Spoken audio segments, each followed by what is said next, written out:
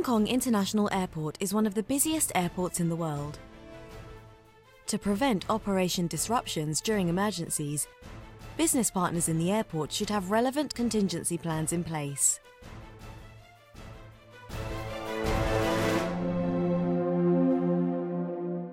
Typhoon contingency plans. To minimize the impact of typhoon on airport operations, drills and exercises are conducted regularly, and the airport response to typhoon involves 3 phases.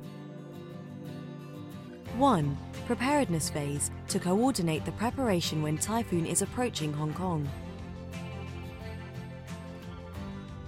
2. Response when typhoon hits Hong Kong.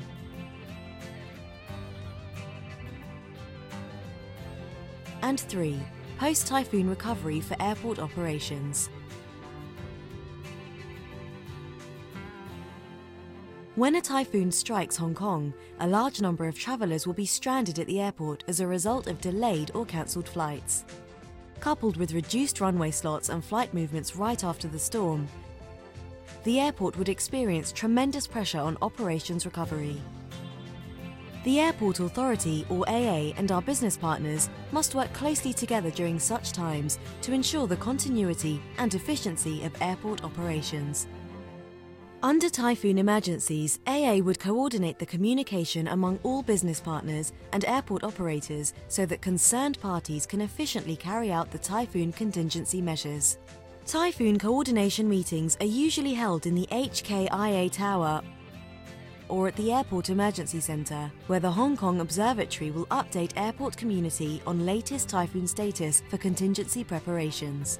When the Airport Emergency Centre, or AEC, is activated, all relevant organisations involved should send representatives to AEC to coordinate various response plans and to communicate necessary actions. As a result of typhoon, the original flight schedule may be disrupted. AA will coordinate with CAD and activate the Flight Rescheduling Control System, or FRCS, to recover flight operations in an orderly manner. Airlines are to send representatives to the AEC for coordination and to resubmit their flight plans within the flight rescheduling period. All submitted flights would be approved and rescheduled according to established protocols. Meanwhile, all early check-in services are to be suspended. Airlines should only provide check-in services to flights which are confirmed to depart within 3 hours.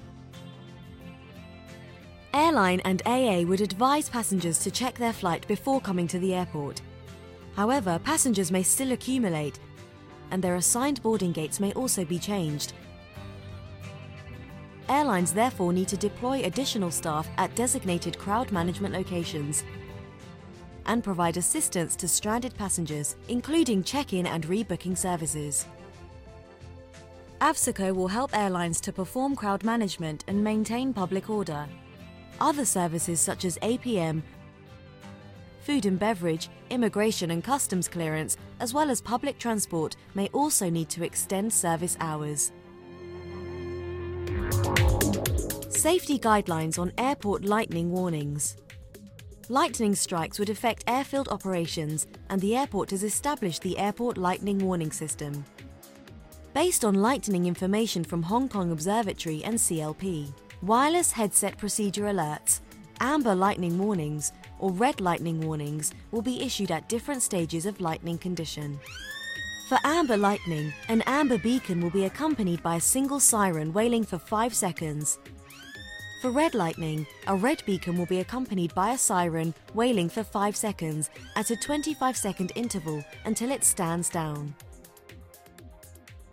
Under red lightning warning, all staff on apron must immediately stop their work and take shelter indoors, for example inside terminal buildings or lightning shelters.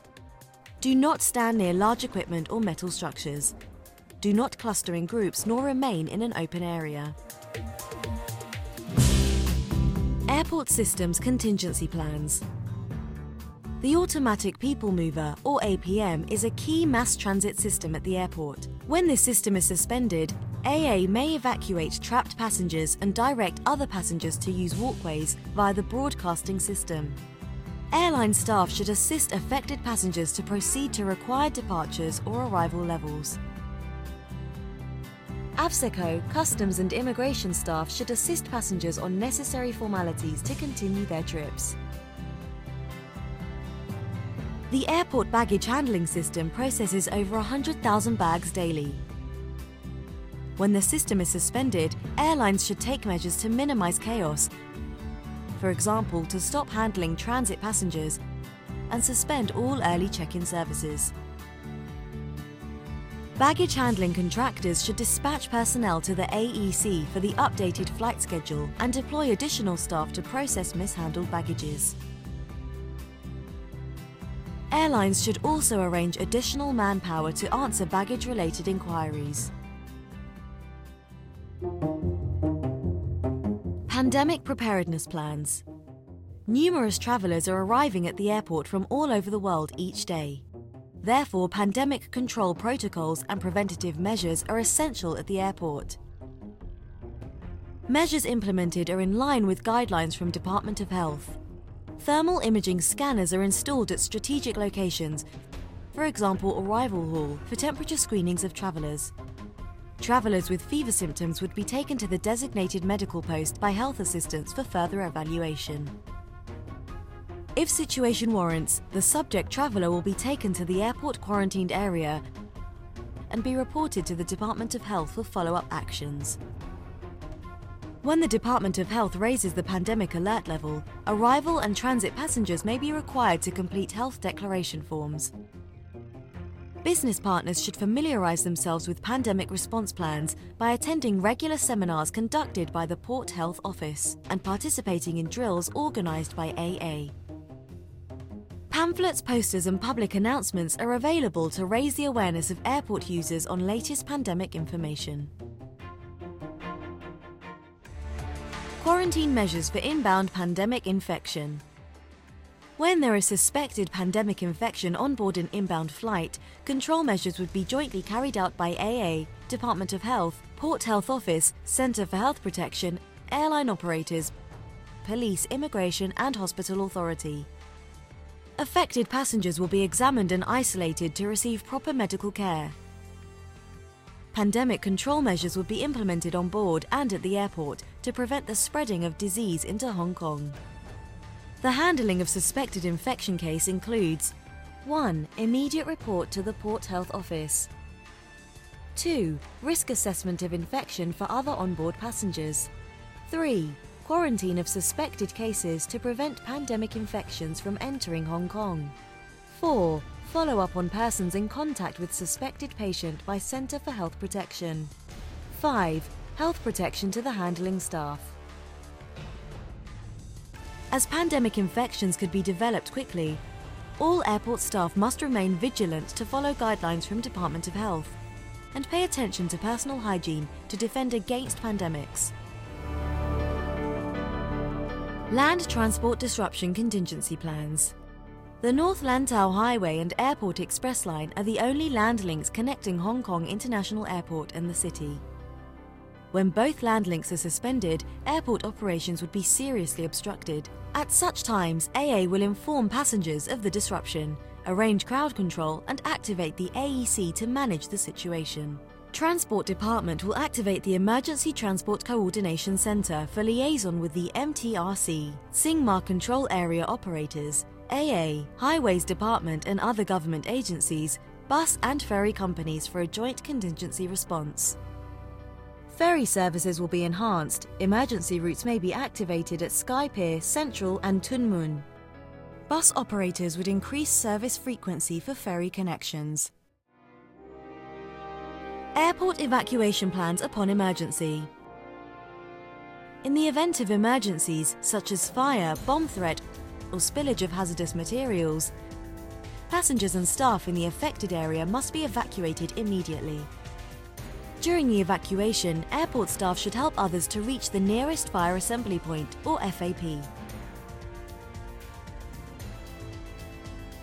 When the airport is safe for recovery, a temporary holding area would be set up for handling of evacuated passengers by relevant parties. Airlines should take care of passengers and help them to continue their journeys. Immigration, Customs and AVSACO should assist passengers on necessary clearance formalities. Aircraft Accidents Response Plans. During an aircraft accident, all operators at the airport will be mobilised immediately. According to HKIA standards, an effective emergency response plan should be established by the airport operators, airlines and government departments in advance. All parties should coordinate with each other on emergency response. Accident Site Management, Command and Control. Fire Services Department will be responsible for firefighting and rescue. Police will cordon off the scene for site control. Passengers will be guided to the triage area and injured passengers will be conveyed to hospitals. Uninjured passengers and flight crew will be transported to the Passenger Reception Centre or PRC by designated airline vehicles. At the PRC, airline staff will identify passengers according to the manifest, followed by police interview and immigration clearance. After customs clearance, passengers will be taken to the Family Reception Centre or FRC, which is managed by the airline. In FRC, the airline would receive family members and arrange their reunion with uninjured passengers. The Family Reception Centre will be set up at Regal Airport Hotel or Sky City Marriott Hotel, where the airline will provide support, such as to contact family members or embassies to replace lost travel documents. In some situations, the airline may provide accommodation arrangements or other necessary support for their onward journeys. The airport authority will coordinate involved parties on media management and preparation of media plans. A joint press conference will be conducted by AA, Airlines, Fire Service Department, Hong Kong Police Force, CAD and Information Services Department.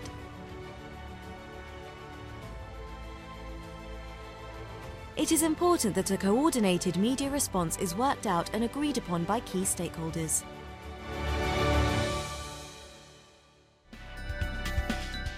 This video introduces relevant contingency plans under airport emergencies. The successful implementation of these plans depends on effective communication and collaboration among all business partners at the airport, which is critical to the continuity of airport operations against any disruptions.